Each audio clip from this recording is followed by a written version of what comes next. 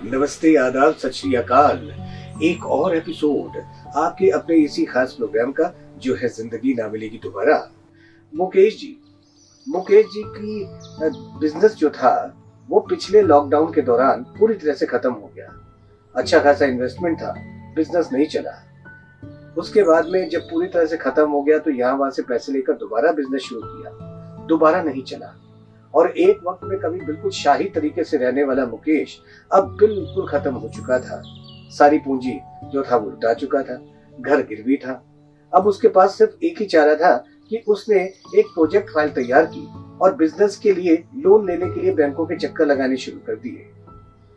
कई सारे बैंकों के चक्कर लगाए, सभी तरफ से रिजेक्शन। फिर सबसे आखिर में वो एक बैंक के पास गया। वहां के जो लोन मैनेजर है उनको फाइल सौंपी। मैनेजर ने कुछ दिन बाद आने के लिए कहा। मुकेश ने कई चक्कर लगाए। हर बार लोन मैनेजर कहता अभी फाइल गई हुई है, ये है वो है। लेकिन उसके बाद में 15-20 चक्कर लगाने के बाद लोन मैनेजर ने कहा आपका कुछ नहीं हो सकता। बाकी बैंकों की तरह उसने भी रिजेक्ट कर दिया। मुकेश ने कहा कि एक बार मैनेजर साहब के पास तो फाइल भेजिए। तो उन्होंने कहा कि ठीक है, वो भी करके देख लेते हैं। 2 दिन बाद फिर उसे बुलाया। जब मुकेश फिर बैंक गया तो उस लोन मैनेजर ने कहा कि बैंक मैनेजर ने भी मना कर दिया। मुकेश ने कहा कि क्या मैं बैंक मैनेजर से मिल सकता हूँ? मुकेश ने कहा क्यों नहीं मिल सकते, अभी जरा मीटिंग में है, थोड़ा सा वेट कर लीजिए। जब मीटिंग खत्म हुई तो मुकेश का नंबर आया।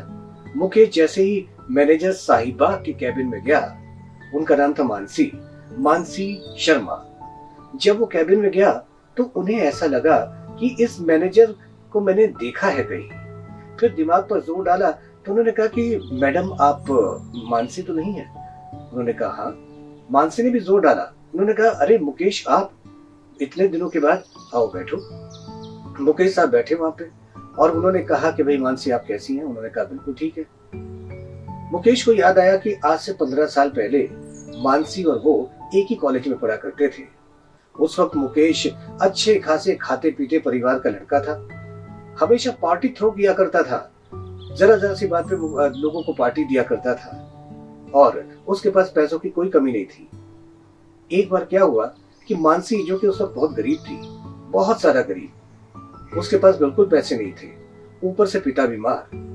एक बार पिताजी को बहुत तगड़ा झटका लगा, मतलब ये कि उनको दूसरा हार्ट अटैक आया था। मानसी को पैसों की जरूरत थी। उसने सभी के आगे हाथ फैलाए, सभी ने मना कर दिया। आखिर में उसने मुकेश से भी कहा कि मुकेश, क्या मुझे लाख रुपए मिल सकते हैं? मैं अपने पिता का इलाज कराना चाहती हूँ। हालांकि लाख रुपए बहुत कम हो गए, लेकिन फिर भी मुकेश ने मना कर दिया। उसने कहा कि इसने सोचा कि यार ये लड़की किसी काम तो आने वाली है नहीं, पैसे वापस करेगी नहीं, इससे तो अच्छा ये है कि मैं मौज मस्ती में उड़ा दूं। उसने कहा कि मेरे पास पैसे नहीं है और दूसरी तरफ चोरी छुपके वो पार्टी करता रहा। मानसी ने बहुत गुहार लगाई, लेकिन मुकेश ने कहा कि नहीं, मेरे पास पैसे नहीं है। कुछ दिनों के बाद मानसी के पिता का देहांत हो गया। मुकेश को क्या फर्क पड़ता है, भाई कॉलेज में ही तो साथ पढ़ते थे, वैसे कोई अट्रैक्शन था नहीं। और वैसे भी मानसी एक पांव से विकलांग थी। समय बीता, 15 साल बीत गए। आज वही मानसी और मुकेश आमने सामने बैठे हैं। मुकेश आज पूरी तरह से खत्म हो चुका है, जबकि मानसी अपनी मेहनत के बल पर कॉम्पिटिशन्स देते देते बैंक में मैनेजर है, बहुत जबरदस्त तनख्वाह है। लेकिन मानसी ने कहा मुकेश, तुम जिस काम के लिए यहाँ पर आए हो ना, वो नहीं हो सकता। मैं तुम्हारी फाइल ओके नहीं कर सकती, तुम्हारे इस प्रोजेक्ट में कोई दम नहीं है, तुम यहाँ से जा सकते हो। मुकेश ने कहा कि एक बार फिर सोच लो। मानसी ने कहा कि भाई बैंक में सोचने सोचाने का काम नहीं होता। एज अ मैनेजर मैं कुछ नहीं कर सकती, तुम जा सकते हो, लेकिन हाँ मैं चाहूंगी कि एक बार तुम मेरे घर पर आओ, एक बार मेरे हस्बैंड से मिलो, मेरा घर देखो, एक बार तुम आ जरूर जाना। मुकेश ने कहा अच्छा ठीक है। फाइल उठाई, मुकेश बाहर निकल गया। मुकेश ने सोचा कि इसके घर पे जाकर क्या फायदा, सब कुछ तो खत्म हो चुका है। एक आध दिन वो इधर उधर की उधेड़-बुन में लगा रहा, यहाँ वहां फिर टक्कर मारी, यहाँ वहां फोन किया लोन के लिए, सब जगह रिजेक्शन। फिर मुकेश ने सोचा कि मानसी ने मुझे घर पे बुलाया है तो चलो एक बार घर होकर आता हूँ। इतनी टेंशन में कहीं 2 पल शांति तो मिलेगी। हालांकि मानसी ने ही उसका लोन रिजेक्ट किया था और मुकेश को लगा कि 15 साल पहले जो मैंने पैसे नहीं दिए थे, उसी खुन्नस के मारे अब मानसी उसे पैसे नहीं देना चाहती है। यही मुकेश को लगा था कि खुन्नस निकाल रही है। खैर फिर भी वो उसके घर पे गया, न जाने क्या सोचकर। घर पर गया तो हस्बैंड ने दरवाजा खोला, स्वागत किया। मुकेश अंदर आया, देखा कि बड़ा आलीशान मकान है। मानसी ने चाय वगैरह का प्रबंध किया और मुकेश को बहुत ही कंफर्टेबली बिठाया और यहाँ वहां की बातचीत चल रही थी कि तभी मुकेश चेक बुक ले आई और उसने 5 लाख का चेक काटा और मुकेश को दे दिया। मानसी ने कहा कि एक मैनेजर के नाते मैं कुछ नहीं कर पाई, लेकिन तुम्हारी कॉलेज की मित्र के नाते, तुम्हारी दोस्त के नाते मैं अपनी सेविंग से तुम्हें 5 लाख का चेक दे रही हूँ। ये तुम्हारे बिजनेस को दोबारा खड़ा करने के लिए। यही तो तुम चाहते थे ना। मुकेश की आंखों में आंसू आ गए।